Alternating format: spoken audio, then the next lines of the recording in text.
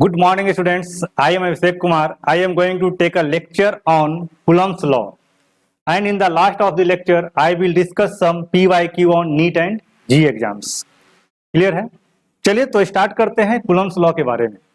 Coulomb's law start करने से पहले मैं ये जानना चाहता हूं कि आप मुझे बताएं मैटर के पास वो कौन सी कैरेक्टरिस्टिक है जिसके कारण एक मैटर किसी दूसरे मैटर पे फोर्स अप्लाई करता है.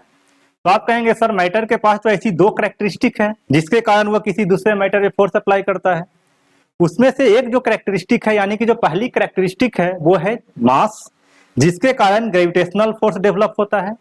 और उस ग्रेविटेशनल फोर्स की वैल्यू को फाइंड आउट करने के लिए हम Newton's law of gravitation use करते हैं. ये तो पहली प्रॉपर्टी है, पहली कैरेक्टरिस्टिक है मैटर की. अगर हम उसकी दूसरी कैरेक्टरिस्टिक की बात करते हैं तो आप कहेंगे कि सर उसकी तो दूसरी कैरेक्टरिस्टिक है, वो उसकी चार्ज है. तो चार्ज के कारण मैटर किसी दूसरे बॉडी पे फोर्स अप्लाई करता है. दोनों बॉडी के पास चार्ज होनी चाहिए. फोर्स अप्लाई करता है, उस फोर्स को हम कहते हैं इलेक्ट्रोस्टैटिक फोर्स, जिसकी वैल्यू फाइंड आउट करने के लिए हम कूलम्ब्स लॉ को यूज करते हैं. क्लियर है? इसका मतलब यह हुआ कि मैटर जो है किसी दूसरे मैटर पे फोर्स अप्लाई करता है तो उसके पीछे उसकी दो कैरेक्टरिस्टिक होती है. अगर ये दो कैरेक्टरिस्टिक उसके पास नहीं है तो वो तो मैटर एग्जिस्ट ही नहीं करेगा. पहली चीज, क्यों नहीं एग्जिस्ट करेगा? क्योंकि नेचर ने अगर मैटर बनाया है तो उसके पास मास होगा, और मास होगा तो डेफिनेटली उसके पास चार्ज होगा ही होगा. तो मैटर के पास ऐसी दो कैरेक्टरिस्टिक है. हम यहाँ पे बात करते हैं सिर्फ चार्ज की, लेकिन फोर्स तब अप्लाई होता है जब उस बॉडी के पास नेट चार्ज होता है. चार्ज तो सारे बॉडी में होते हैं, ठीक है, सारे बॉडी में चार्ज होते हैं, लेकिन सारे बॉडी में नेट चार्ज है या नहीं वो डिपेंड करता है उसमें नंबर ऑफ इलेक्ट्रॉन्स पे. क्लियर है? तो हम यहाँ पे जो भी बात करने वाले हैं वो नेट चार्ज के बारे में बात करने वाले हैं. तो मैटर के पास जो है वो दो कैरेक्टरिस्टिक होती है जिसके कारण वह फोर्स अप्लाई करता है किसी दूसरे मैटर पे. वन कैरेक्टर है ना, उसमें से जो एक कैरेक्टरिस्टिक है वो तो उसकी मास है और दूसरी कैरेक्टरिस्टिक है उसकी चार्ज है. क्लियर है? तो चलिए एक एक करके चलते हैं. पहले हम बात करते हैं मैटर की कैरेक्टरिस्टिक की. Means matter can apply force, matter can apply force due to its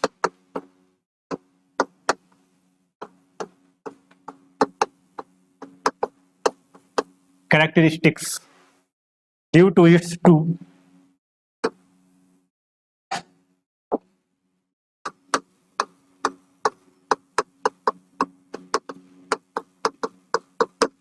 characteristics. दो कैरेक्टरिस्टिक्स है ना, दो कैरेक्टरिस्टिक के कारण क्या करता है वो फोर्स अप्लाई करता है. कौन सी दो कैरेक्टरिस्टिक है? तो देखिए ये जो दो कैरेक्टरिस्टिक के बारे में हम आपने आपको बताया, उसमें से एक जो कैरेक्टरिस्टिक है वो है मास, और दूसरी जो कैरेक्टरिस्टिक है वो है चार्ज.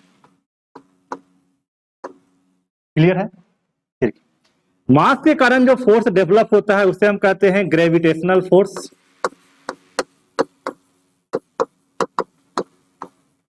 Gravitational force. और चार्ज के कारण जो फोर्स डेवलप होता है उसे कहते हैं इलेक्ट्रोस्टैटिक फोर्स.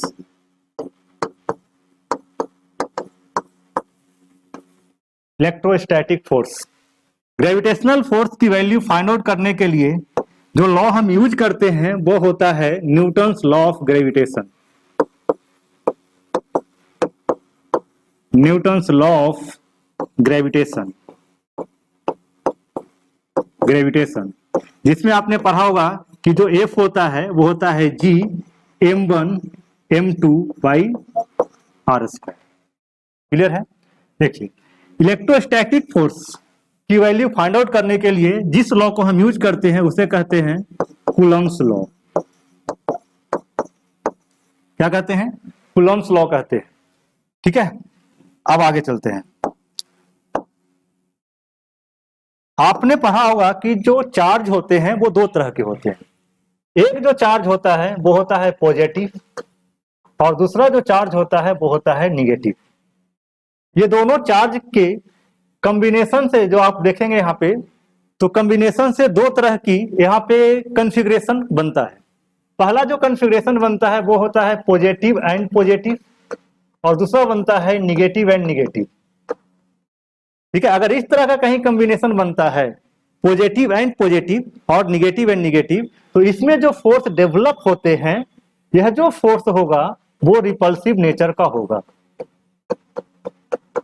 क्या होगा, रिपल्सिव नेचर का होगा। क्यों रिपल्सिव नेचर का होगा, क्योंकि दोनों क्या है, सिमिलर चार्ज है। पॉजिटिव पॉजिटिव सिमिलर चार्ज है, निगेटिव निगेटिव सिमिलर चार्ज है। तो आपने पढ़ा होगा चार्ज की प्रॉपर्टी में कि सिमिलर चार्ज होते हैं वो रिपेल करते हैं, ठीक है। तो पॉजिटिव पॉजिटिव सिमिलर चार्ज है, निगेटिव निगेटिव सिमिलर चार्ज है, तो क्या करेंगे, ये एक दूसरे को रिपेल करेंगे।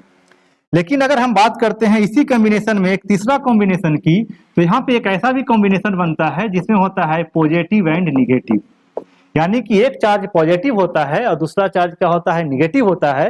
दोनों के बीच में जो फोर्स ऑफ है ना, फोर्स वर्क करेगा, वह फोर्स कैसा होगा, अट्रैक्टिव नेचर का होगा या रिपल्सिव नेचर का होगा। रिपल्सिव तो सिमिलर में होते हैं, तो डिसिमिलर, क्योंकि यहाँ पे एक पॉजिटिव है और एक निगेटिव है, तो यह जो फोर चार्जेज हैं वो डिसिमिलर चार्जेज हैं। तो इसमें जो फोर्स वर्क करेगा वो होगा फोर्स ऑफ अट्रैक्शन। यहाँ पे इसका मतलब है कि दो अनलाइक चार्ज के बीच में क्या होता है, तो अट्रैक्शन होता है। सिमिलर चार्ज के बीच में, लाइक चार्ज के बीच में रिपल्सन होता है, और डिसिमिलर चार्ज के बीच में है ना, अनलाइक चार्ज के बीच में क्या होता है, अट्रैक्शन होता है। तो रिपल्सन और अट्रैक्शन की वैल्यू को फाइंड आउट करने के लिए जिस लॉ को हम यूज करते हैं उसी लॉ को हम क्या कहते हैं, कूलम्ब्स लॉ कहते हैं।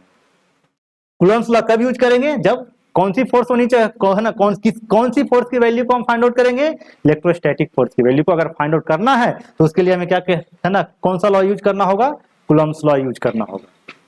क्लियर है। चलिए आगे चलते हैं और हम स्टार्ट करते हैं कूलम्ब्स लॉ। तो हेडिंग लगाइएगा कूलम्ब्स लॉ। कूलम्ब्स लॉ क्या होता है, कूलम्ब्स लॉ समझते हैं इसे। बहुत सारे क्वेश्चन पूछे गए हैं नीट में भी और जी मेंस में भी, और पिछले 2-3 साल में तो जी एडवांस में भी क्वेश्चन पूछा गया है। छोटा सा टॉपिक है ना, इंपॉर्टेंट है, एग्जाम में पूछे जाते हैं, बहुत ही सिंपल सा है, ठीक है। देखिए क्या कहता है, सबसे पहले तो याद रखिएगा कि यह जो कूलम्ब्स लॉ है वो किसके लिए एप्लीकेबल होता है। तो कूलम्ब्स लॉ जो है वो एप्लीकेबल है only for point charge, only for point charge. किसके लिए एप्लीकेबल है, तो ये सिर्फ पॉइंट चार्ज के लिए एप्लीकेबल है। क्लियर है। दूसरी चीज, क्या कोई और भी ऐसी प्रॉपर्टी है जिसमें ये एप्लीकेबल होगा, तो ये कहता है कि ये जो एप्लीकेबल होगा ओनली फॉर स्टैटिक चार्ज। सिर्फ पॉइंट चार्ज होना ही काफी नहीं है, उसके साथ साथ चार्ज को स्टैटिक भी होनी होगी। अगर चार्ज मूविंग कंडीशन में है तब हम वहां पे कूलम्ब्स लॉ यूज नहीं करेंगे। चार्ज को रेस्ट में होना होगा और चार्ज जो है वो पॉइंट चार्ज होनी चाहिए। अगर पॉइंट चार्ज नहीं है तो उस चार्ज को आपको डिवाइड करके छोटा सा पार्ट को कंसीडर करके जो पॉइंट चार्ज का होगा उस पे आप कूलम्ब्स लॉ यूज करेंगे। उसके बाद आप चाहें तो है ना कैलकुलस का इंटीग्रेशन करके उसकी वैल्यू फाइंड आउट कर लीजिएगा, वो अलग चीज है। लेकिन जहां कहीं भी हम कूलम्ब्स लॉ यूज करते हैं वहां पे है ना चार्ज कैसा होना चाहिए, पॉइंट चार्ज होना चाहिए, और साथ ही साथ वहां पे है ना स्टैटिक नेचर का भी होना चाहिए, यानी कि रेस्ट में होनी चाहिए। ठीक है। देखिए जैसे सपोज करें कि हमारे पास दो चार्ज है, एक चार्ज है Q1 और दूसरा जो पॉइंट चार्ज है वो है Q2। ठीक है, 2 point charge Q1 and Q2 separated by a distance R। कितने से सेपरेटेड है, R से सेपरेटेड है। Q1 जो है वो पॉजिटिव नेचर का है, Q2 जो है ये भी क्या है, पॉजिटिव नेचर का है। दोनों लाइक चार्जेज हैं, तो दोनों के बीच में कैसा फोर्स वर्क करेगा, अट्रैक्शन या रिपल्सन। सिमिलर है तो रिपल्सन होगा। अगर आप चाहें तो जो चार्ज यहाँ पे हमने कंसीडर किया है, आप चाहें तो यहाँ पे दो है ना निगेटिव चार्ज भी कंसीडर कर सकते हैं। हमने यहाँ पे दो निगेटिव चार्ज भी आपके लिए कंसीडर कर दिया है, एक है -Q1 और दूसरा जो चार्ज है वो है -Q2। अब यहाँ पे सिमिलर चार्ज है लेकिन क्या है, दोनों निगेटिव है। थर्ड कंडीशन भी यहाँ पे आप ले सकते हैं। थर्ड कंडीशन ये कहता है कि अगर एक चार्ज जो है इसमें वो पॉजिटिव है यानी कि +Q1 है और दूसरा चार्ज जो है वो क्या है, -Q2। ठीक है, ये अगर ऊपर का जो दो केस देखते हैं तो ये सिमिलर चार्जेस का केस है, लेकिन अगर थर्ड का केस आप देखते हैं तो ये जो है वो डिसिमिलर चार्ज का केस है।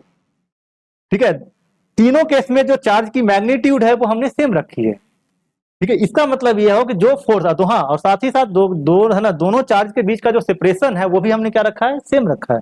ये भी क्या है, R है और ये भी क्या है, R है। इसका मतलब है कि यहाँ पे जो फोर्स ऑफ अट्रैक्शन होगा और फोर्स ऑफ रिपल्सन होगा उसकी जो मैग्नीट्यूड होगी जिसे आप फाइंड आउट करेंगे कूलम्ब्स लॉ के है ना के हेल्प से, वो क्या होगा, सेम होगा। क्लियर ये चीज। पहले हम इसकी डायरेक्शन देख लेते हैं कि डायरेक्शन क्या होगा। वैसे तो हम वेक्टर लॉ में पढ़ेंगे इसका, है ना, अभी तक के लिए डायरेक्शन देखते हैं। Q1 है वो Q2 को क्या करेगा, रिपेल करेगा। रिपेल करेगा मतलब है कि उसे दूर भगाएगा। तो जब वो दूर भगाएगा उस कंडीशन में उसका जो डायरेक्शन होगा फोर्स का, वो उसी लाइन के अलोंग होगा जो लाइन ए और बी के बीच में कनेक्ट करती है। ठीक है, मींस Q1 पे जो फोर्स की डायरेक्शन होगी वो उसी लाइन के अलोंग होगी जिस लाइन पे दोनों चार्ज फिक्स्ड है। ठीक है, इस फोर्स को हमने यहां पे कहा है F21। सिमिलरली Q2 जो है वो Q1 पे फोर्स अप्लाई करेगा और इसकी जो डायरेक्शन होगी वो उसी लाइन के अलोंग होगी, लेकिन F21 के अपोजिट होगा, यानी कि हो जाएगा F12। F12 का मतलब यहां पे है फोर्स ऑन 1 बाई 2 और F21 का मतलब है फोर्स ऑन 2 बाई 1। क्लियर है? सेकेंड केस देखिए, यहां पे दोनों क्या है, निगेटिव चार्ज हैं। Q1 है वो Q2 को क्या करेगा, रिपेल करेगा। कितने फोर्स से, F21 फोर्स से। Q2 जो है वो Q1 को क्या करेगा, रिपेल करेगा। कितने फोर्स से, F12 फोर्स से। क्लियर है? थर्ड केस में देखते हैं, Q1 है वो पॉजिटिव है, Q2 है वो निगेटिव है। यहाँ पे अनलाइक चार्जेज हैं, तो जब दो अनलाइक चार्जेस सेपरेटेड होते हैं तो क्या करते हैं, एक दूसरे को अट्रैक्ट करते हैं। तो जब ये दूसरे को अट्रैक्ट करेंगे, इसका मतलब है Q1 है वो Q2 को क्या करेगा, अट्रैक्ट करेगा। कितने फोर्स से, F21 फोर्स से। Q2 जो कि निगेटिव नेचर का है वो Q1 को क्या करेगा, अट्रैक्ट करेगा। कितने फोर्स से, F12 फोर्स से। क्लियर है? अब हम पहले यहाँ पे आपको एक चीज क्लियर कर दूं कि हमने यहाँ पे सिर्फ डायरेक्शन ही अपोजिट दिखाया है। F21 की जो डायरेक्शन है वो राइट है, F12 की लेफ्ट है ना। F21 सेकेंड केस में राइट है, F12 किधर है, लेफ्ट है। लेकिन थर्ड केस में F21 जो है वो लेफ्ट है और F12 है वो राइट है। सिर्फ डायरेक्शन अपोजिट होगा, लेकिन अगर हम मैग्नीट्यूड की बात करते हैं, क्योंकि यहाँ पे जो Q1 Q2 है वो तीनों केस में जो मैग्नीट्यूड है वो सेम है। ठीक है, और साथ ही साथ मैं यही बता दूं यहाँ पे कि जो F21 होगा उसकी जो मैग्नीट्यूड होगी और F12 का जो मैग्नीट्यूड होगा वो क्या होगा, सेम होगा। क्लियर है? तो यहाँ पे आप एज्यूम कर लीजिएगा, लेट F12 का जो मैग्नीट्यूड होगा, यहाँ पे वेक्टर फॉर्म भी हम यहाँ पे डायरेक्शन को रिप्रेजेंट करते हैं, तो यहाँ पे मैं मेंशन कर दूं F। क्लियर है? F12 F21 equal to F हमने कंसीडर कर लिया है F। अब देखिए, अब कूलम्ब्स लॉ पे आते हैं। कूलम्ब्स लॉ है ना, कूलम्ब्स लॉ ये कहता है कि दो चार्जेज के बीच अगर कुछ सर्टेन डिस्टेंस है और दोनों चार्ज के पास मैग्नीट्यूड है, चाहे वो है ना सिमिलर चार्ज हो या डिसिमिलर चार्ज हो, दोनों के पास अगर मैग्नीट्यूड है, तो जो फोर्स ऑफ अट्रैक्शन होगा या फिर फोर्स ऑफ रिपल्सन होगा, ठीक है, वो डिपेंड करता है मैग्नीट्यूड ऑफ बोथ चार्जेज। दोनों चार्जेज के मैग्नीट्यूड पे डिपेंड करता है, और साथ ही साथ दोनों चार्जेज के बीच का जो सेपरेशन है उस पे भी ये डिपेंड करेगा। किस तरह डिपेंड करता है, तो उन्होंने कहा था कि जो फोर्स ऑफ अट्रैक्शन या फिर फोर्स ऑफ रिपल्सन होगा वो डायरेक्टली प्रोपोर्शनल होता है प्रोडक्ट ऑफ बोथ चार्जेज। दोनों चार्ज का जो प्रोडक्ट होता है ना, उस पे डिपेंड करता है। और साथ ही साथ उन्होंने कहा था कि दोनों चार्ज के बीच का जो सेपरेशन है, जो डिस्टेंस है, उस पर भी ये डिपेंड करेगा, और उसके साथ जो रिलेशन है वो इनवर्सली प्रोपोर्शनल का है। ठीक है, तो क्या रिलेशन था, 1/r² का। ठीक है, यहाँ पे एक चीज और ध्यान रखिएगा कि ये जो कूलम्ब्स लॉ है वो इनवर्स स्क्वायर लॉ को फॉलो करता है। क्यों? क्योंकि यहाँ पे देखिएगा किसका डायरेक्टली प्रोपोर्शनल है, तो 1/r² का डायरेक्टली प्रोपोर्शनल है। तो ये जो कूलम्ब्स लॉ है वो इनवर्स स्क्वायर लॉ को क्या करता है, ये फॉलो करता है। अगर आप ये दोनों को कंबाइंड करते हैं, F डायरेक्टली प्रोपोर्शनल टू क्या होगा, Q1 Q2 बाई r² होगा। क्लियर है? अब देखिए, ये जो फोर्स F है वो सबके लिए, F12 का भी मैग्नीट्यूड है ना, वैल्यू वही है, F21 की वैल्यू क्या है, सेम ही है। तो जितने भी यहाँ पे आप देख रहे हैं डायग्राम में, हमने 3 डायग्राम ड्रॉ कर दिया है, तो आप किसी भी वैल्यू की बात करिएगा, सबकी वैल्यू कितनी होगी, Q1 Q2 बाई r²। किसका, डायरेक्टली प्रोपोर्शनल का। ठीक है, अगर मैं इस डायरेक्टली प्रोपोर्शनल साइन, ये जो डायरेक्टली प्रोपोर्शनल साइन है, अगर इसे मैं रिमूव करता हूं, तो इसके जगह पे हम क्या करते हैं, ये कांस्टेंट ऐड करते हैं। ठीक है, ये जब हम एक कांस्टेंट ऐड करेंगे यहाँ पे, तो क्या लिखना होगा हमें, कांस्टेंट ऐड करते हैं तो हमें क्या लिखना होगा, एक कांस्टेंट को यहाँ पे ऐड करना होगा। तो F इक्वल टू हो जाएगा C Q1 Q2 by r², where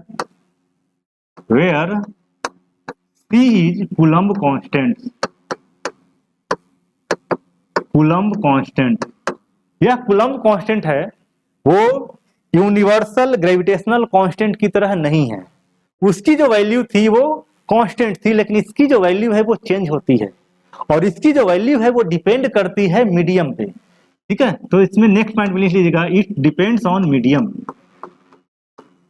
depends on medium. Clear है? तो कूलम्ब्स कांस्टेंट जो है वो मीडियम पे डिपेंड करता है। हम यहाँ पे इस लेक्चर में जो हम मीडियम कंसीडर कर रहे हैं, उस मीडियम को हमने कहा है एयर। एयर हो सकता है, वैक्यूम हो सकता है, या फिर आप फ्री स्पेस कह सकते हैं। ठीक है, ये तीनों चीज आपको लिखा हुआ मिलेगा। ठीक है, हम उसी मीडियम के यहाँ पे बात करने वाले हैं। अगर वाटर है तो मीडियम चेंज हो गया, कोई और मीडियम है तो अगर मीडियम चेंज होता है तो कूलम्ब्स कांस्टेंट की जो वैल्यू है वो चेंज होगी। क्लियर है? अब देखिए, कूलम्ब कांस्टेंट का जो वैल्यू होता है 1/4πε0। किसके लिए? कौन सी मीडियम के लिए? एयर, वैक्यूम या फिर फ्री स्पेस। क्लियर है? और ये जो वैल्यू है 1/4πε0, इसकी वैल्यू होती है 9 × 10⁹। क्लियर है? अब देखिए, इसकी हमें यूनिट पता करना है, तो यूनिट किस तरह पता कर सकते हैं? तो सी की वैल्यू की है ना, जो वैल्यू है उसकी यूनिट पता करना है, तो आप आर स्क्वायर को लेफ्ट साइड लेकर चले जाएं, Q1 Q2 को लेफ्ट साइड लेकर के आ जाएंगे, तो यहाँ पे क्या मिलेगा आपको? न्यूटन मीटर स्क्वायर पर कूलम्ब स्क्वायर। क्या है ये? यूनिट है किसकी? 1/4πε0 की, यानी कि 9 × 10⁹ न्यूटन मीटर पर कूलम्ब स्क्वायर। क्लियर है? ये जो यहाँ पे आपको लिखा हुआ दिख रहा है, ये इसे कहा जाता है एप्सिलॉन नॉट, और एप्सिलॉन नॉट है, इसे हम कहते हैं permittivity of medium. Permittivity of medium. कौन सी मीडियम? वही अपना एयर चल रहा है अभी। ठीक है, इसकी वैल्यू होती है 8.85 10⁻⁻12 coulomb square newton metre square. ठीक है, क्या होता है परमिटिविटी ऑफ मीडियम? कौन सी मीडियम? एयर की हम बात करते हैं, तो एप्सिलॉन नॉट की वैल्यू क्या हो जाएगी? 8.85 × 10⁻12 कूलम्ब पर न्यूटन मीटर स्क्वायर। क्लियर है? देखिए, तो चलते हैं कूलम्ब्स लॉ पे। F इक्वल टू क्या लिख सकते हैं? 1/4πε0 Q1 Q2/r²।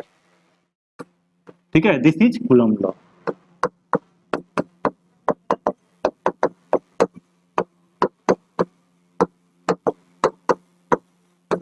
ठीक है, तो दो चार्ज के बीच में अगर आप से पूछा जाए कि फोर्स की वैल्यू बताएं, तो आप ये फॉर्मूले को डायरेक्ट यूज करेंगे, लेकिन कंडीशन याद रखिएगा कि वह जो दो चार्जेज हैं वह क्या होनी चाहिए? पॉइंट चार्ज होनी चाहिए, और साथ ही साथ वो स्टैटिक रेस्ट में होनी चाहिए।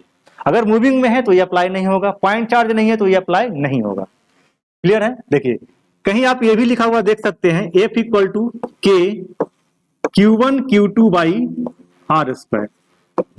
ठीक है, कहीं कहीं ये भी लिखा हुआ दिखेगा आपको। K जो है वो कुछ नहीं है, हमने यहाँ पे C लिखा है ना, बाकी जगह पे K भी यूज करते हैं, तो K जो है वो सेम है 1/4πε0, जिसकी वैल्यू होती है 9 × 10⁹ न्यूटन मीटर स्क्वायर पर कूलम्ब स्क्वायर।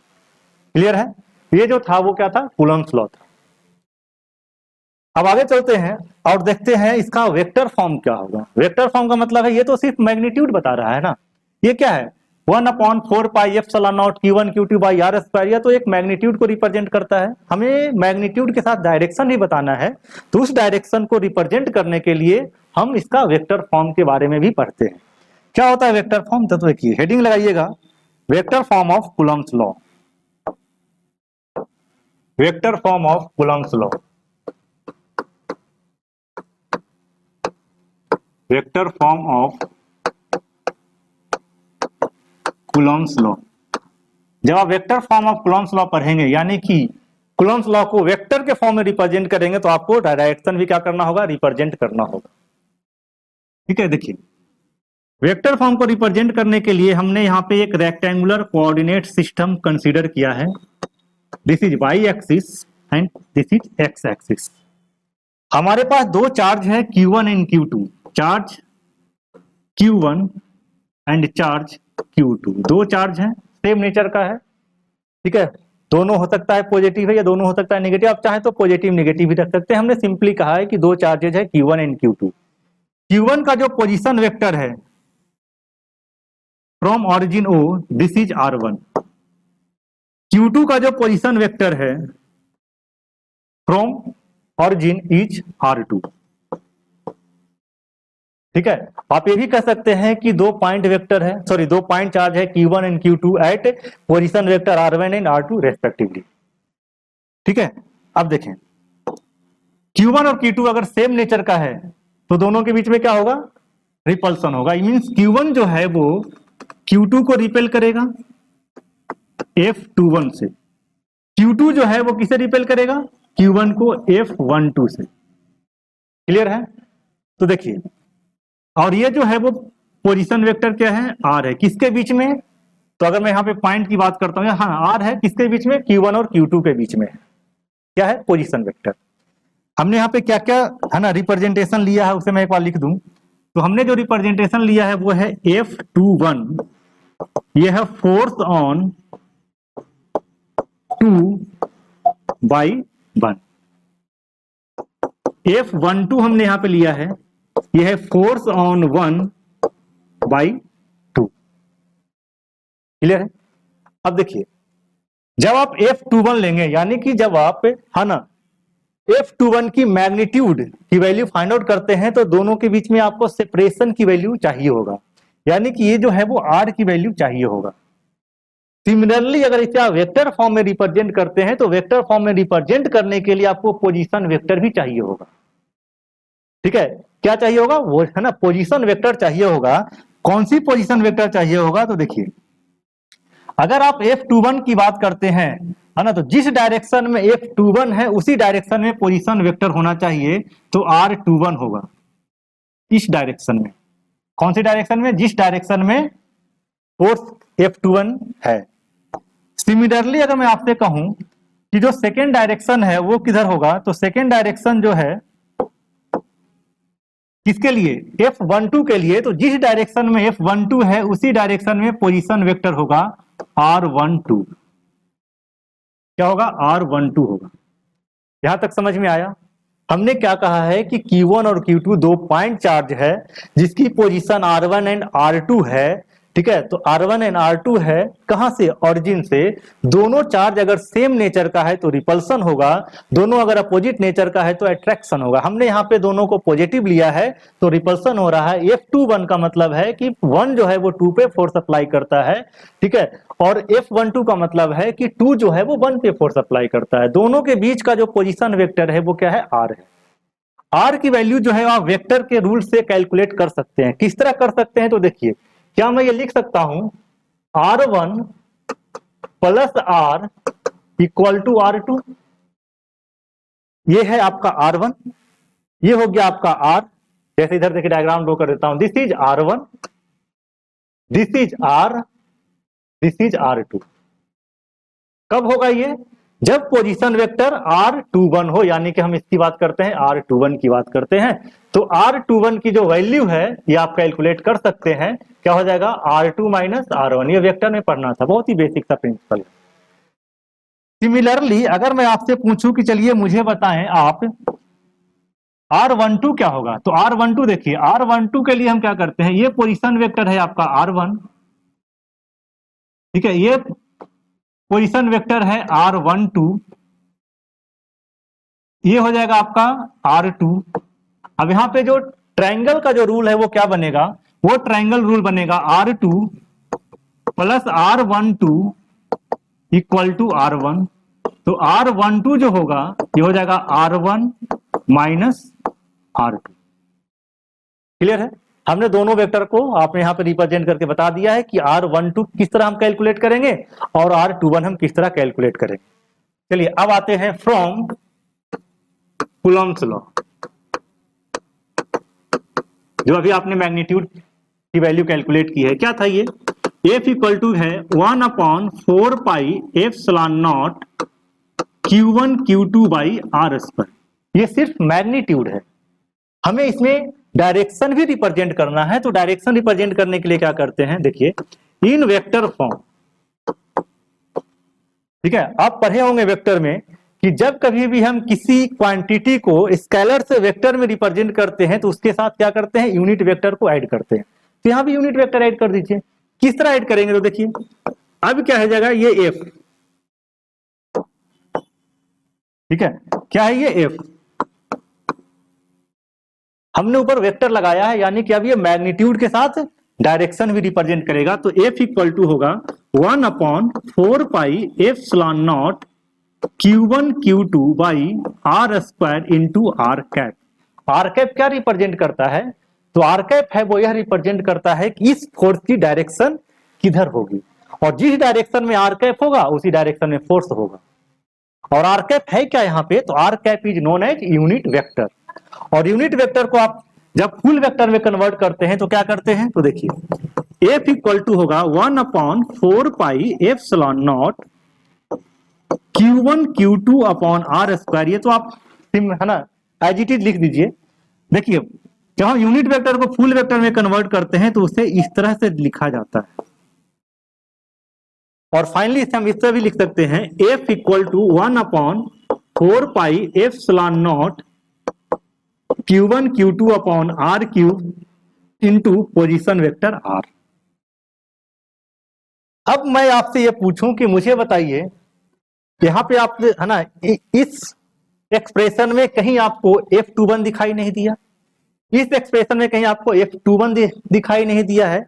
अगर इसी को हम यूज करके F21 की वैल्यू या F12 की वैल्यू अगर मैं कैलकुलेट करना चाहूं तो किस तरह कर सकता हूं, क्या चेंज होगा इसमें, तो यहां पे जो चेंज होंगे वो सिर्फ क्या होगा, फुल वेक्टर आर ही चेंज होगा।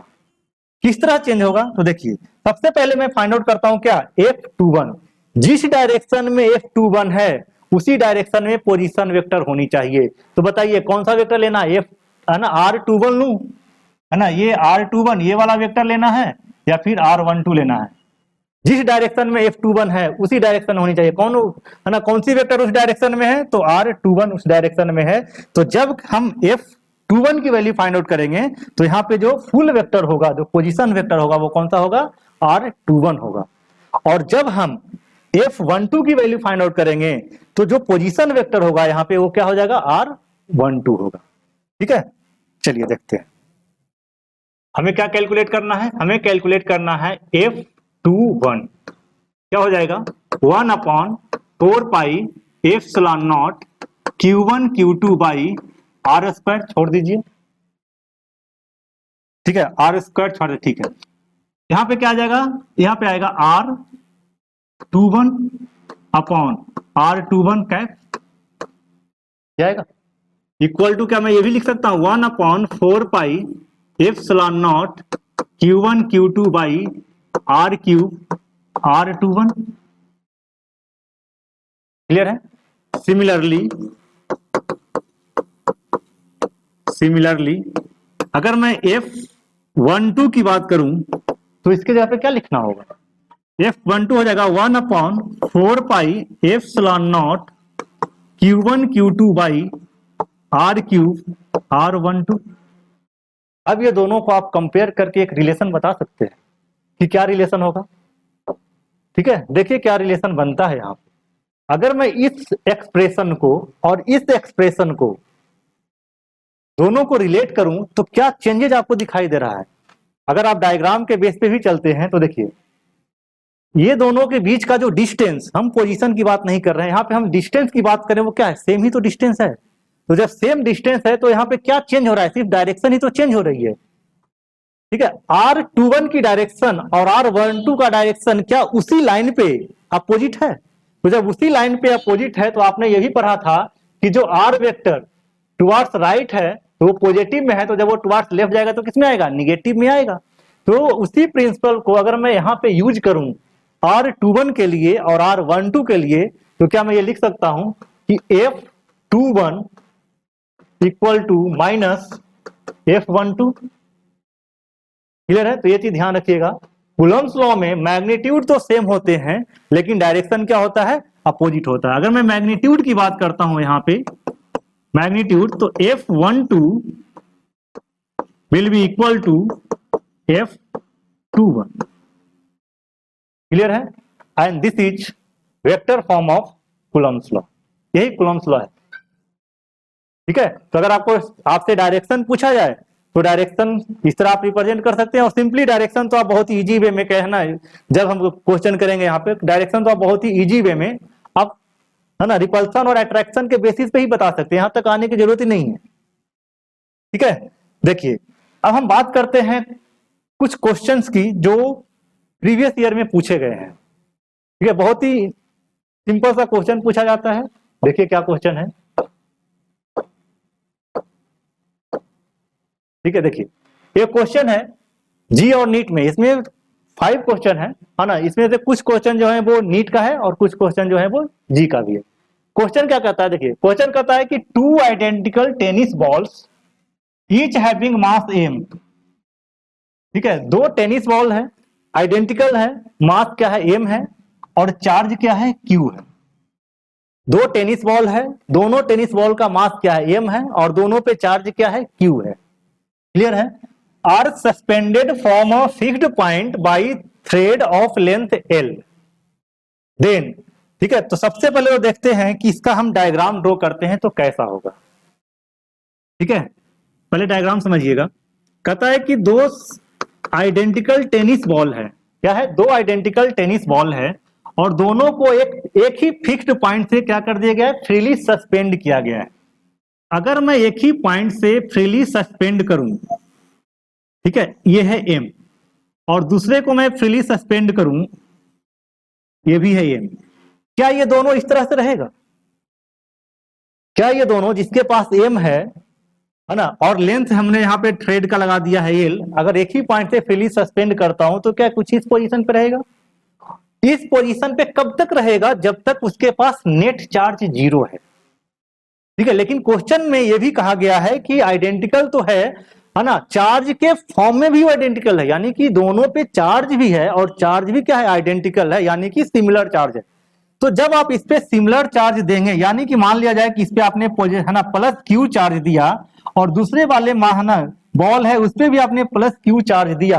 अब देखिए यहाँ पे 2 सिमिलर चार्ज है, तो क्या अब ये पॉसिबिलिटी है कि इस पोजीशन पे रहे? नहीं रहेगा। क्यों? क्योंकि यहाँ पे अब electrostatic force of repulsion work करेगा और वह जो इलेक्ट्रोस्टैटिक फोर्स ऑफ रिपल्सन वो क्या करेगा, दोनों बॉल को दूर कर देगा। तो जब दोनों बॉल को सेपरेट करेगा कुछ डिस्टेंस से, है ना, तो अब इस पोजीशन पे तो रहेगा नहीं। तो फाइनली जब हम इक्विलिब्रियम की बात करेंगे, उस इक्विलिब्रियम पे डायग्राम कैसा ड्रॉ होगा तो देखिए। ठीक है, कैसा डायग्राम ड्रॉ होगा तो देखिए, जैसे मान लेते हैं कि यह जो है वो फिक्स पॉइंट है, इस फिक्स पॉइंट से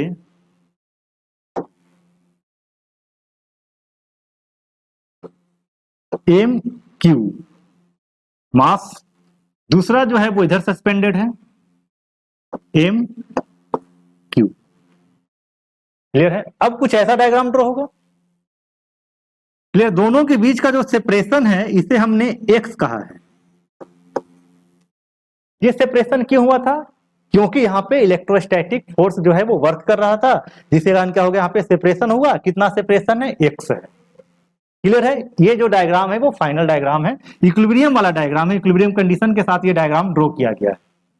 ठीक है, अब वापस आते हैं क्वेश्चन पे। क्वेश्चन क्या कर रहा था कि 2 identical tennis balls each having mass m and charge q are suspended from a fixed point by a thread of length l then. तब कहता है, पहला क्वेश्चन यहाँ पे आता है, वो डायग्राम जो अभी आपने यहाँ पे ये जो कंडीशन समझा है, इस कंडीशन के बेसिस पे 5 क्वेश्चन पूछे गए हैं। उसमें से पहला क्वेश्चन ये कहता है कि what is the equilibrium separation. आपको क्या फाइंड आउट करना है? इक्विलिब्रियम सेपरेशन फाइंड आउट करना है, यानी कि एक्स की वैल्यू आपको फाइंड आउट करनी है। देखिए यहाँ पे क्या है, ये जो एक्स की वैल्यू जो सेपरेशन है उसकी वैल्यू फाइंड आउट करनी है। तो हमने यहाँ पे भी क्वेश्चन लिखा है कि what is the equilibrium separation, ये आपको एक्स की वैल्यू फाइंड आउट करनी है। When each thread makes a small angle theta. कब? जब जो थ्रेड है वो अपने इक्विलिब्रियम कंडीशन वाला मींस जो मीन पोजीशन है उस पोजीशन से थीटा एंगल बनाता है। ये वाला एंगल क्या है? थीटा है।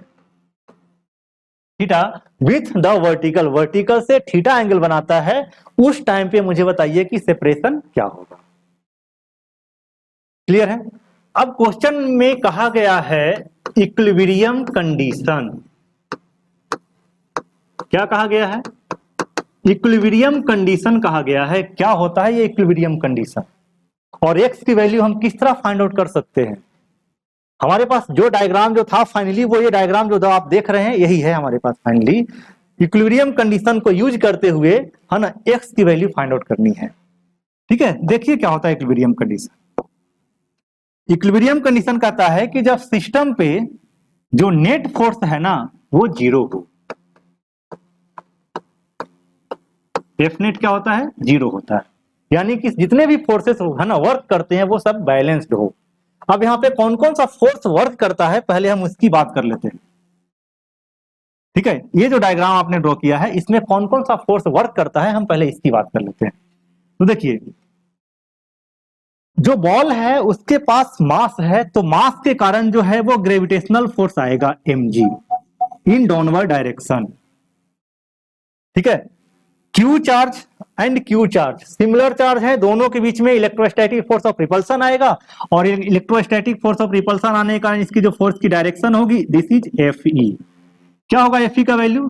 1/4 pi epsilon naught q square by x square लिख सकते हैं क्या? क्यू स्क्वायर क्यों? क्योंकि दोनों सेम है, तो क्यू स्क्वायर सेपरेशन क्या है? एक्स। इसी एक्स की वैल्यू फाइंड आउट करनी है। ये तो एक्स की वैल्यू आप तब फाइंड आउट करेंगे जब इलेक्ट्रोस्टैटिक फोर्स की वैल्यू आपको गिवन हो। ये तो गिवन नहीं है, इसका मतलब है कि आप डायरेक्ट जो है वो इस फॉर्मूले को तो यूज ही नहीं कर सकते हैं। चलिए अब आगे चलते हैं। क्या ये दो फोर्स के अलावा कोई और भी फोर्स है जो इस पूरे सिस्टम में वर्क करता है? तो यहाँ पे एक और फोर्स है, और वह जो फोर्स है वो है टेंशन इन स्ट्रिंग। ये स्ट्रिंग में जो टेंशन है ना ये T, this is T. Clear है? ये जो है वो टी टेंशन, क्योंकि यहाँ पे जो दो फोर्स वर्क करते हैं इसका रिजल्टेंट भी तो टेंशन को सपोर्ट करेगा ना, है ना। रस्सी में तनाव है ना, खिंचाव भी तो डेवलप होगा ना, उस खिंचाव उसी टेंशन के यहाँ पे हम बात करते हैं। तो ये क्या है? टेंशन टी है। अब ये जो डायग्राम है वो कंप्लीट हुआ है। जितने भी फोर्स यहाँ पे है ना वर्क कर रहे थे हमने वो सारे को रिप्रेजेंट कर दिया है। अब इसी फोर्सेस को यूज करते हुए आपको क्या कैलकुलेट करना है? सेपरेशन कैलकुलेट करना है। क्लियर है? अब हमने कहा था कि इक्विलिब्रियम कंडीशन में एफ नेट जीरो होता है, तो जब एफ नेट जीरो होगा यानी कि हर जो फोर्स होगा वो बैलेंस्ड होगा। किस तरह बैलेंस होगा तो उसे भी समझ लीजिए। देखिए, अगर मैं बैलेंसिंग की बात करता हूं तो बैलेंसिंग देखिए क्या होता है। ये है mg डाउनवर्ड डायरेक्शन में, इसे कौन बैलेंस करेगा? इसे बैलेंस का एफ ही करेगा? नहीं करेगा। क्यों? क्योंकि ये है ना हॉरिजॉन्टल डायरेक्शन में है, टुवर्ड्स राइट है। ठीक है, और एम जो है वो किधर है? डाउनवर्ड डायरेक्शन में, तो इसे बैलेंस नहीं करेगा। कौन बैलेंस करेगा? तो बैलेंस करेगा टी का एक कंपोनेंट। कौन सी कंपोनेंट इसे बैलेंस करेगा? ठीक है, अब देखिए टी क्या है? इंक्लाइंड है, तो हम पहले उसकी एंगल की बात कर लेते हैं। अगर हम इसके एक कंपोनेंट जो हॉरिजॉन्टल होगा, सॉरी जो वर्टिकल होगा, हम उसकी बात करते हैं, उसके पहले उसके हम एंगल की बात करते हैं। अगर ये कौन है? ये जो एंगल है वो थीटा है, तो ये एंगल कितना आएगा? थीटा आएगा। ठीक है, अगर ये एंगल थीटा आएगा तो इस ना तो जो टी का एक कंपोनेंट होगा वर्टिकली अपवर्ड डायरेक्शन, वो क्या हो जाएगा? T cos theta. अब ये जो है ना टेंशन का जो वर्टिकल कंपोनेंट है टी कॉस थीटा, वो किसे बैलेंस करेगा? mg को बैलेंस करेगा। दूसरा, टी का एक और भी कंपोनेंट होगा, कौन सा? Horizontal component. ये जो हॉरिजॉन्टल कंपोनेंट है ये क्या हो जाएगा? T sine theta. T sine theta किसे बैलेंस करेगा? तो इलेक्ट्रोस्टैटिक फोर्स ऑफ रिपल्सन को बैलेंस करेगा। अब जाकर के हमारा जो पूरा डायग्राम है वो प्रॉपर इक्विलिब्रियम के साथ जो है वो ये है। ठीक है, तो अब मुझे बताइए कि इक्विलिब्रियम कंडीशन में क्या मैं ये लिख सकता हूं T sine theta equal to F e? क्या मैं ये भी लिख सकता हूं T cos theta equal to mg? लिख सकते हैं क्या? क्लियर है? अब मुझे ये बताएं कि ये दो इक्वेशन आपके है ना, अब ये दो इक्वेशन आपके पास है, अब दोनों को यूज करते हुए आपको क्या फाइंड आउट करना है? तो आपको फाइंड आउट करना है सेपरेशन x।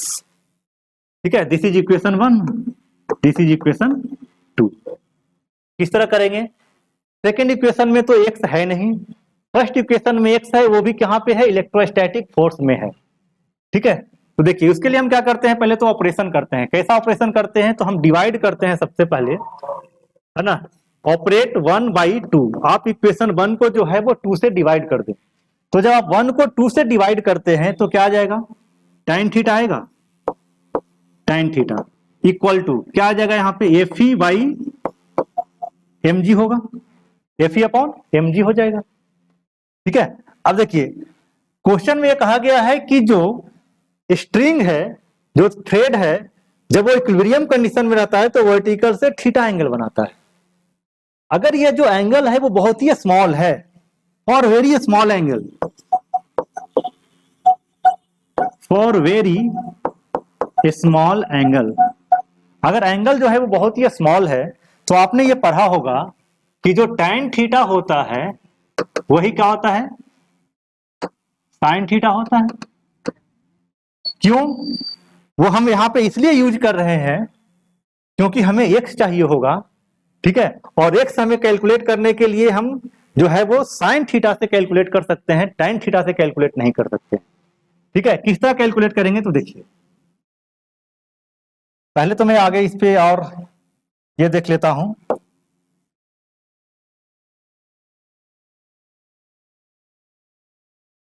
ठीक है, देखिए क्या हो जाएगा, साइन थीटा, यानी कि आपको जो वैल्यू फाइंड आउट करनी है वो साइन थीटा की वैल्यू फाइंड आउट करनी है। अब मुझे बताइए कि साइन थीटा की वैल्यू जब आप फाइंड आउट करेंगे तो बताइए किस तरह करेंगे। किसी भी साइड ले लीजिए, ये एंगल थीटा है, ठीक है, ये जो है वो, ये डिस्टेंस की मैं बात करता हूं तो कितना आ जाएगा, x/2 हो जाएगा। ठीक है, साइन थीटा क्या होता है, परपेंडिकुलर। यहाँ पे परपेंडिकुलर कौन सा होगा, अगर मैं इस ये ट्रायंगल की बात करता हूं, ये वाली ट्रायंगल की बात करता हूं, ठीक है, ये एंगल कितना है, 90 degree.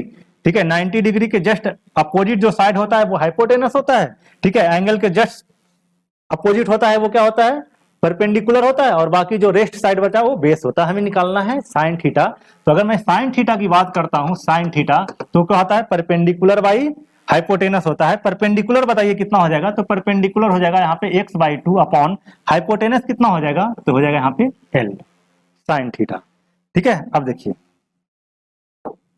Sign theta equal to कितना आएगा, सबसे पहले तो हमें ये लिखना होगा Fe/mg, Fe/mg। फिर आपने साइन थीटा की वैल्यू फाइंड आउट की है, वो कितना था, x/2 l, क्या था, बाई l, इक्वल टू क्या हो जाएगा, Fe/mg। क्लियर है। ठीक है, Fe क्या था, ये mg था। अब देखिए क्या मैं इसे भी लिख सकता हूँ, x/2l equal to 1/mg into 1/4πε0 q² upon x², होगा ये। ठीक है, अब x को आप एक साइड कर दीजिएगा तो आ जाएगा x³ equal to 2l² upon 4πε0 mg। ठीक है, देखिए x³ 2l² mg। ठीक है, अगर मैं यहां से x की वैल्यू फाइंड आउट करूं तो कितना आ जाएगा, 2l² upon 4πε0 mg to power 1/3। Clear है, this is the required separation at the equilibrium condition. यही रिक्वायर्ड सेपरेशन की वैल्यू जो है वो पूछी गई थी आपसे, कि जब दो आइडेंटिकल टेनिस बॉल जिसका मास m और चार्ज q है, तो अगर हम फ्रीली सस्पेंड करते हैं तो दोनों के बीच का जो सेपरेशन है उसकी वैल्यू बताइए। तो हमने यहाँ पे आपके लिए क्या है, उसकी सेपरेशन की वैल्यू को फाइंड आउट कर दी। क्लियर है, चलिए ये तो पहला पार्ट था। दूसरा पार्ट देखते हैं क्या है। दूसरा क्वेश्चन कहता है कि व्हाट इज द टेंशन। ठीक है, टेंशन पूछा गया है, what is the tension in thread. जब दोनों बॉल इक्विलिब्रियम कंडीशन में है तो उस इक्विलिब्रियम कंडीशन में जो टेंशन डेवलप होगा स्ट्रिंग में, उस टेंशन की वैल्यू कितनी होगी। ठीक है, वापस आते हैं उसी दो इक्वेशन पे। दो इक्वेशन आपने पर लिखा है कि t cos थीटा जो है किसके पर इक्वल है, ये mg के इक्वल है। एंड सेकेंड क्या था, t sin theta equal to क्या था, fe। t की वैल्यू फाइंड आउट करनी है, t cos theta equal to mg, t sin theta equal to mg। ठीक है, अब देखिए मुझे ये बताना है ना, मुझे t की वैल्यू चाहिए। तो t की वैल्यू लाने के लिए ये दोनों इक्वेशन को हम किस तरह यूज करें कि टी की वैल्यू फाइंड आउट हो जाए। ठीक है, तो आप ये कर सकते हैं कि जो फर्स्ट इक्वेशन है उसे स्क्वायर कर लीजिए, सेकेंड इक्वेशन है उसे आप स्क्वायर कर लीजिए और दोनों को क्या कर दें, ऐड कर लें। ठीक है, तो अगर मैं ये करूं squaring both equations and add, दोनों को हमने क्या कर दिया, स्क्वायर कर दिया और ऐड कर दिया है। तो टी स्क्वायर आप कॉमन ले लें। ठीक है, ये आ जाएगा cos square theta plus sine square theta equal to हो जाएगा एम जी स्क्वायर प्लस हो जाएगा एफ ई स्क्वायर। क्लियर है ये? ठीक है, sign square theta plus cos square theta क्या होता है, 1 होता है। इसकी वैल्यू कितनी हो जाएगी, 1 हो जाएगी। Means T square equal to m g square plus F e square. और अगर मैं आपसे कहूं कि मुझे टी की वैल्यू बताइए, तो T is equal to root over m g square plus F e square, and this is the tension in the string at the equilibrium condition. यही स्ट्रिंग में टेंशन होगा कब, इक्विलिब्रियम कंडीशन के time में। ये क्या था, सेकेंड क्वेश्चन था जो टेंशन के बारे में था कि मुझे बताइए टेंशन क्या होगा। क्लियर है? चलिए आगे चलते हैं, देखते हैं थर्ड क्वेश्चन क्या कहता है। थर्ड क्वेश्चन ये कहता है कि if Q1 not equal to Q2, अब Q1 और Q2 इक्वल नहीं है, then angle form from the vertical will be. जब Q1 और Q2 जो है वो इक्वल नहीं है, तो मुझे बताइए कि जो वर्टिकल से जो एंगल का फॉर्मेशन हुआ है वह एंगल क्या होगा। क्या दोनों सेम होंगे, ठीक है, या दोनों डिफरेंट होंगे। सिर्फ आपको ये बताना है कि दोनों जो एंगल होगा वो सेम होगा या डिफरेंट होगा। कहने का मतलब ये है कि ये जो है वो डायग्राम से समझ लें, ये है Q1 और ये है Q2, ये एंगल है थीटा 1 और ये एंगल है थीटा 2, ये तरह का। ठीक है, Q1 है और Q2 है। कंडीशन क्या दिया हुआ है, कंडीशन दिया हुआ है कि Q1 not equal to Q2। तो आपको सिर्फ ये बताना है कि थीटा1 इक्वल टू थीटा2 होगा या थीटा1 नॉट इक्वल टू थीटा2 होगा। ठीक है, सिर्फ ये चेक करके बताना है कि क्या होगा। क्लियर है? किस तरह कैलकुलेट करेंगे इसे, दो ही इक्वेशन है अपने पास, उसी दो इक्वेशन को हमें यूज करना है। पहला इक्वेशन क्या था, T sine theta equal to F e. दूसरा इक्वेशन क्या था, T cos theta equal to m g. ये दोनों को यूज करना है। ठीक है, आपने पढ़ा था कि जो tan थीटा है वो क्या था, F e by m g. ठीक है, इसे आप इस तरह भी लिख सकते हैं, 1/4 pi epsilon naught Q1 Q2 by x square into 1/mg। अब यहां पे देखिए कि यह जो tan थीटा है इसकी वैल्यू किस पे डिपेंड करती है। क्लियर है? यहाँ पे क्या मास को चेंज किया गया है, नहीं किया गया है। तो मास चेंज नहीं किया गया, इसका मतलब ये है कि अगर मैं यहाँ पे बात करूं तो एम और जी ये क्या है, कांस्टेंट है। ठीक है, ये टर्म जो है वो क्या है, कांस्टेंट है। क्लियर है? सेपरेशन जो है, अब देखिए सेपरेशन और Q1 और Q2 है ना, tan थीटा जो है वो किस पे डिपेंड कर रहा है, ये दो ऐसा टर्म है जिसपे डिपेंड कर सकता है। लेकिन अब सपोज करें यहाँ पे कि कहा गया है कि Q1 जो है वो नॉट इक्वल टू Q2 है। अगर हमने यहाँ पे एज्यूम कर लिया कि जो Q1 है वो 4 है और जो Q2 है वो 3 है, तो मुझे बताइए Q1 इंटू Q2 कितना होगा। तो आप कहेंगे कि ये तो 12 होगा। क्लियर है? चलिए अब इसको हम चेंज करते हैं, ये हो गया 3 और ये हो गया है 4, दोनों का मल्टीप्लीकेशन कितना आएगा, तो सेम ही मल्टीप्लीकेशन आएगा। इसका मतलब है कि यह जो tan थीटा है ये दोनों के प्रोडक्ट पे डिपेंड करता है। तो जब दोनों के प्रोडक्ट पे डिपेंड करेगा तो जो एंगल का फॉर्मेशन होगा वो तो सेम ही होगा। क्यों? क्योंकि अब देखिए ना, पे 4 इंटू 3 आपने किया था तो क्या था, सेम था। हमने उसको रिवर्स कर दिया है, रिवर्स करने के बाद भी कितना मल्टीप्लीकेशन आ रहा है, 12 भी तो मल्टीप्लीकेशन आ रहा है। तो जब मल्टीप्लीकेशन सेम आ रहा है इसका मतलब है कि tan थीटा जो है ना, वो प्रोडक्ट पे डिपेंड करता है। प्रोडक्ट यहाँ पे सेम आ रहा है, इसका मतलब है कि चार्ज जो है वो इक्वल हो या ना हो कोई फर्क नहीं पड़ता है ना।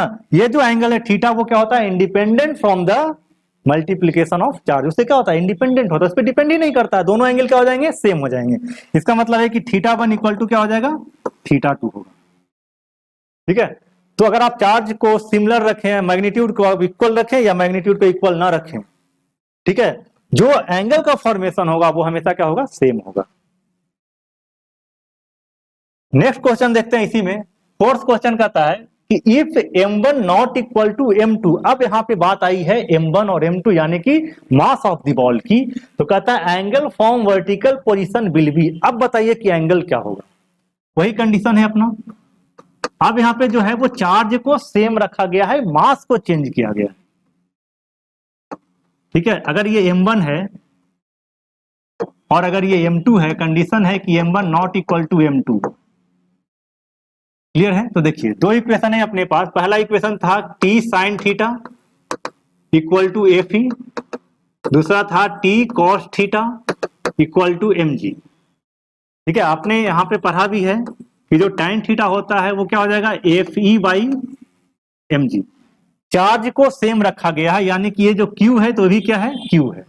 तो जब चार्ज सेम है तो इलेक्ट्रोस्टैटिक फोर्स भी सेम होगा, ठीक है। इसका मतलब है कि tan थीटा जो है वो डिपेंड कर रहा है, किस पे डिपेंड कर रहा है, तो मास पे डिपेंड करता है, क्योंकि जी तो कांस्टेंट है, ठीक है। मास पे डिपेंड करता है, वो भी किस रिलेशन में, इनवर्सली प्रोपोर्शनल में, है ना। इसका मतलब ये हुआ कि अगर आप मास की वैल्यू को इंक्रीज करते हैं, मास की वैल्यू को इंक्रीज करते हैं, तो tan थीटा की जो वैल्यू है ना वो भी इंक्रीज होगी, और जब tan थीटा की वैल्यू इंक्रीज होगी तो अल्टीमेटली थीटा की वैल्यू क्या होगी, इंक्रीज होगी। सॉरी,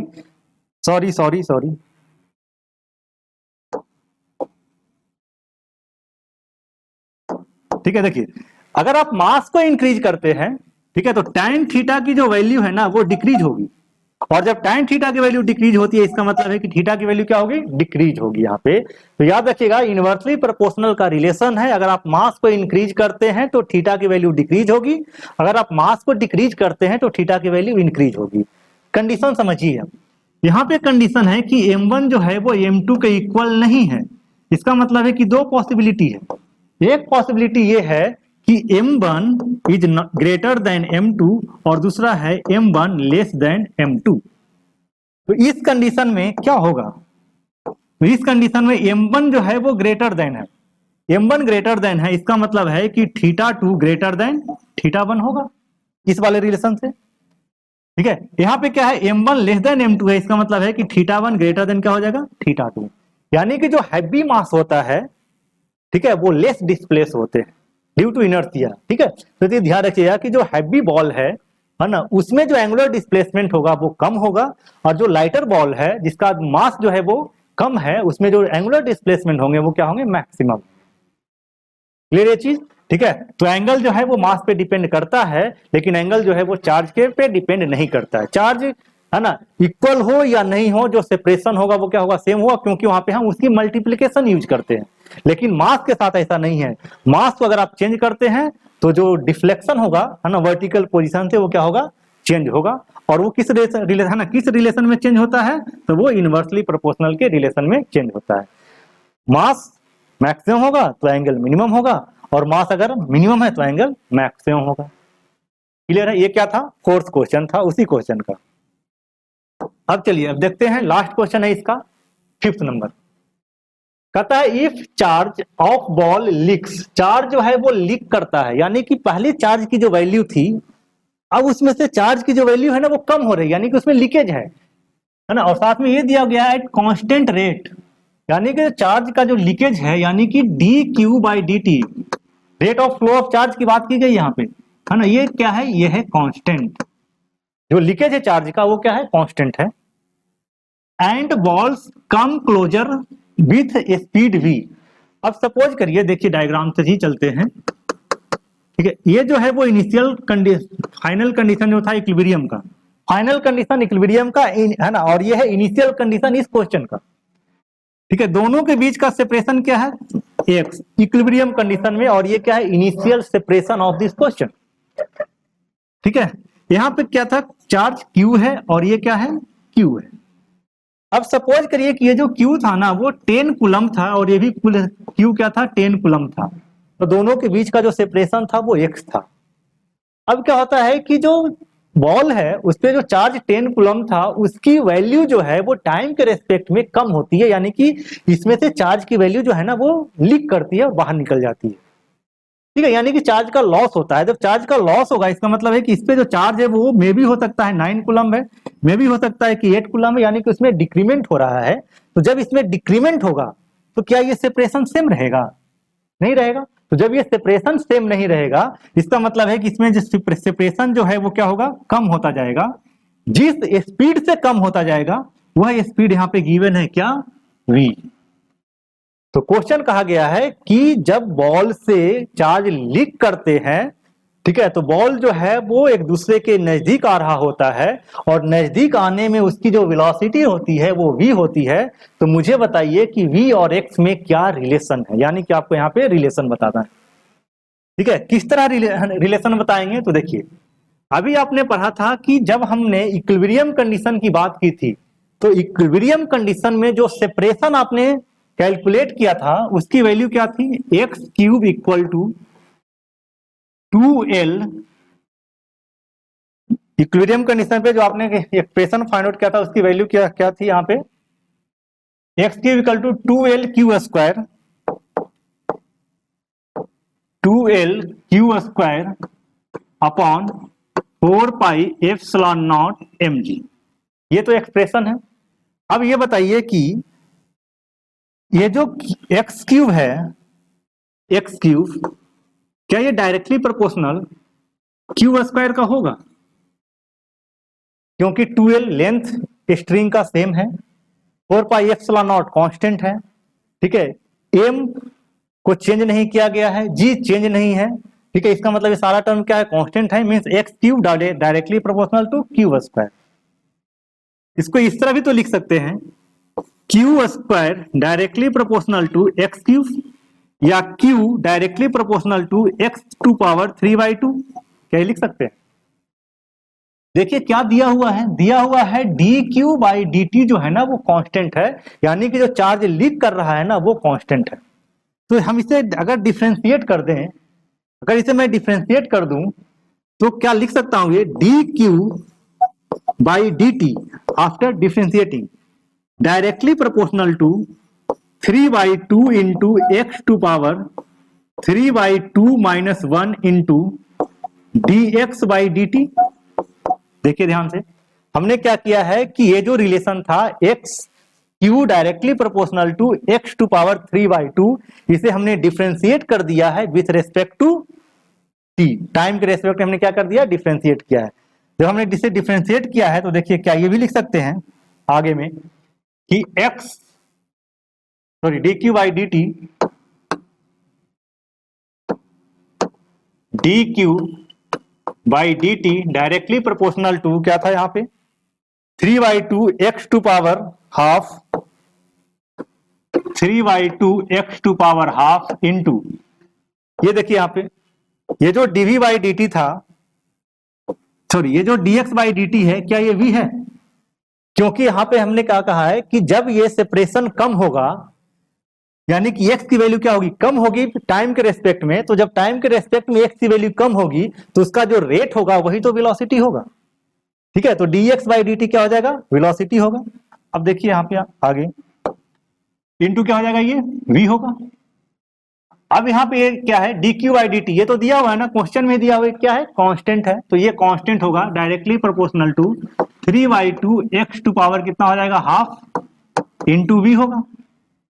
मीन्स हम ये भी कह सकते हैं कि x into x to power half into v equal to constant, means v sorry directly proportional, तो v directly proportional to x to power minus half, x direct sorry v directly proportional to x to power minus half. ये क्या था? Relation था, यही relation को पूछा गया था एग्जाम में। ठीक है, कि जब दोनों बॉल का जो चार्ज है अगर वो लीक करता है तो जिस वेलोसिटी से वो मूव कर रहा है उसके और सेपरेशन के बीच में क्या रिलेशन है, तो यह रिलेशन था। क्लियर है? चलिए आगे देखते हैं, कोई और भी क्वेश्चन होगा। यहाँ पे एक क्वेश्चन और है, नीट का क्वेश्चन है। ठीक है, क्या क्वेश्चन है? देखिए क्वेश्चन क्या कह रहा है उसे समझते हैं। क्वेश्चन कहता है 2 पॉइंट चार्जेज, 2 पॉइंट चार्ज है A and B, 2 point charges A and B having charges plus Q and minus Q respectively. 2 point charge है ए और B, A and B 2 point charge है, plus Q and minus Q, plus Q है and minus Q, are placed at a certain distance apart and force acting between them is F. दोनों के बीच का जो separation है वो क्या है, आर है। दोनों के बीच में जो फोर्स वर्क करता है, दोनों के बीच में जो फोर्स वर्क करता है वो देखिए, ठीक है। ए और बी जो पॉइंट चार्ज है ना, दोनों के बीच का सेपरेशन क्या है, आर है। चार्ज का नेचर क्या है, सिमिलर चार्ज है या डिसिमिलर चार्ज है। तो चार्ज जो यहाँ पे दिख रहा है वो डिसिमिलर दिख रहा है, तो डिसिमिलर रहने से यहाँ पे क्या होगा, फोर्स ऑफ अट्रैक्शन होगा। फोर्स ऑफ अट्रैक्शन का मतलब है ये जो है वो बी को अट्रैक्ट करेगा, बी जो है वो ए को क्या करेगा, अट्रैक्ट करेगा, यानी कि इस पे फोर्स इधर लगेगा।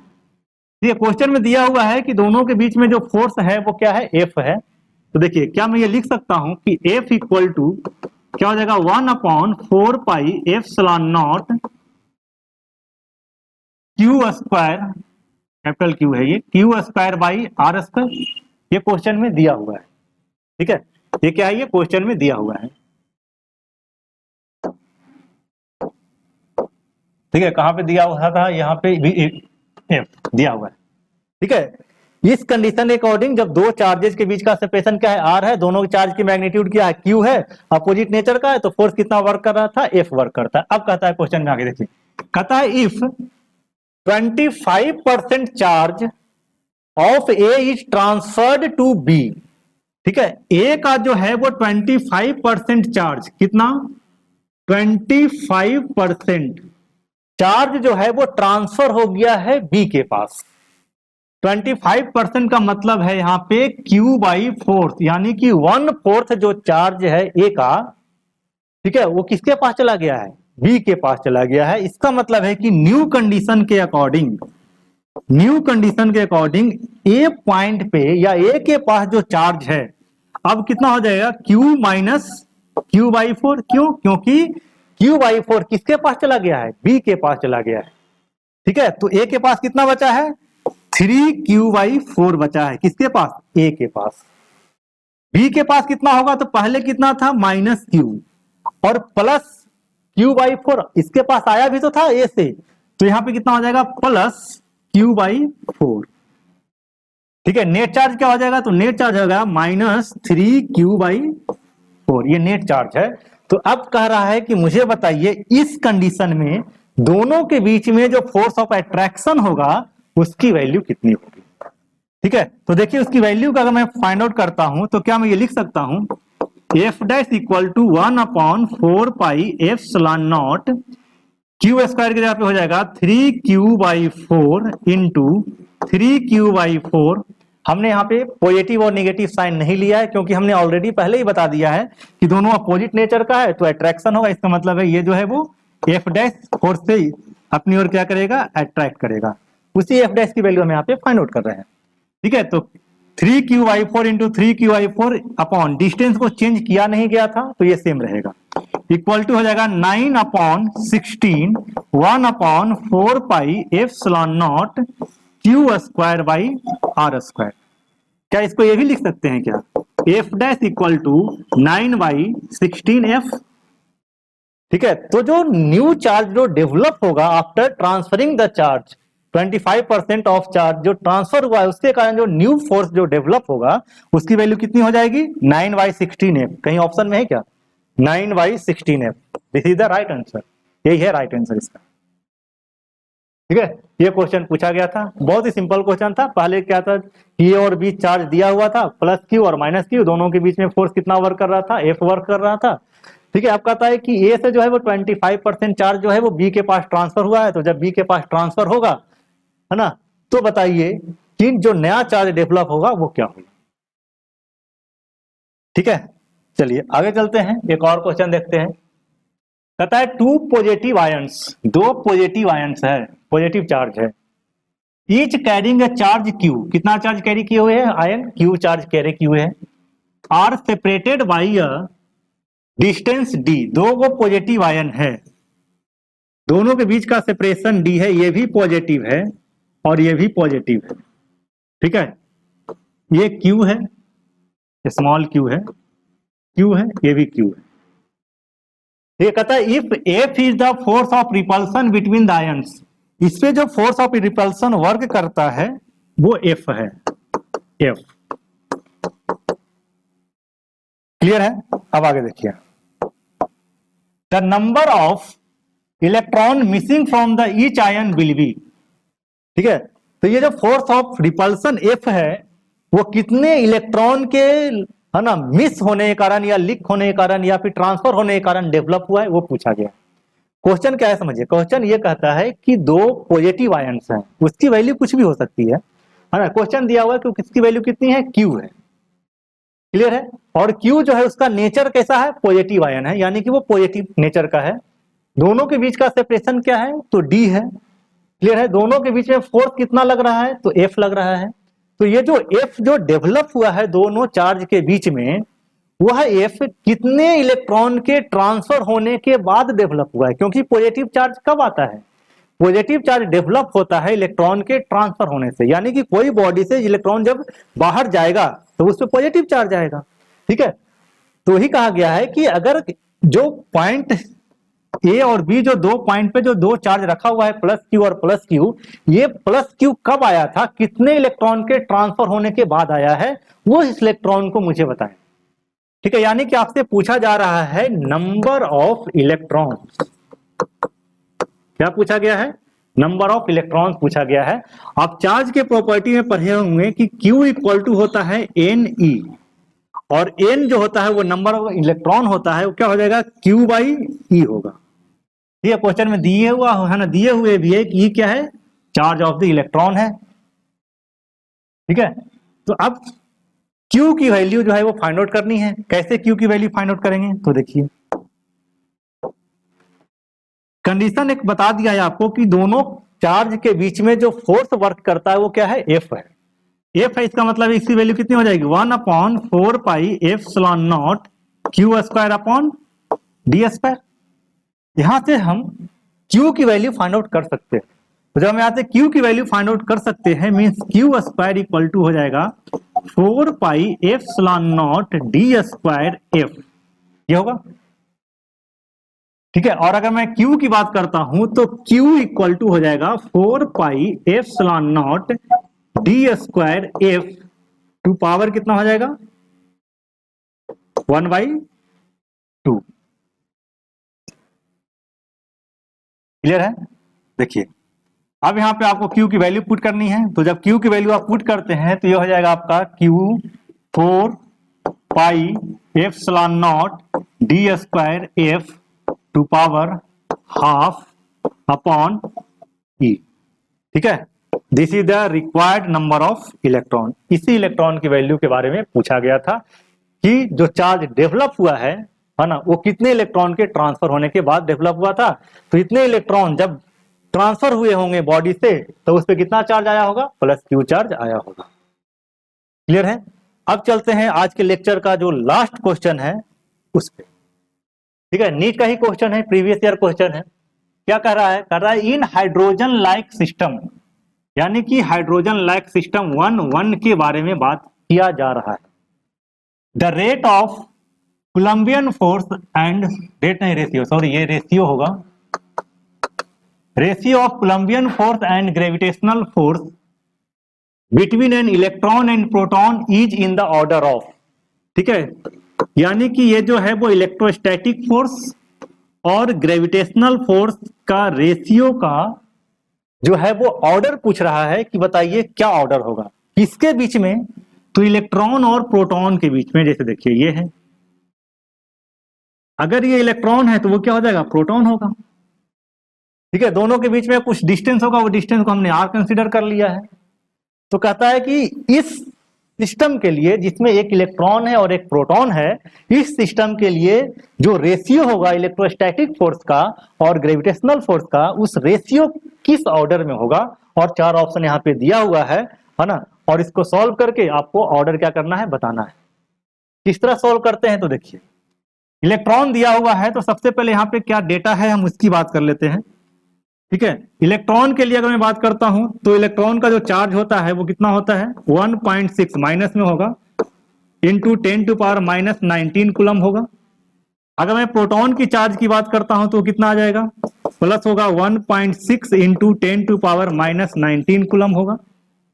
ग्रेविटेशनल फोर्स भी पूछा गया, इसका मतलब यहाँ पे हमें मास की भी जरूरत पड़ेगी।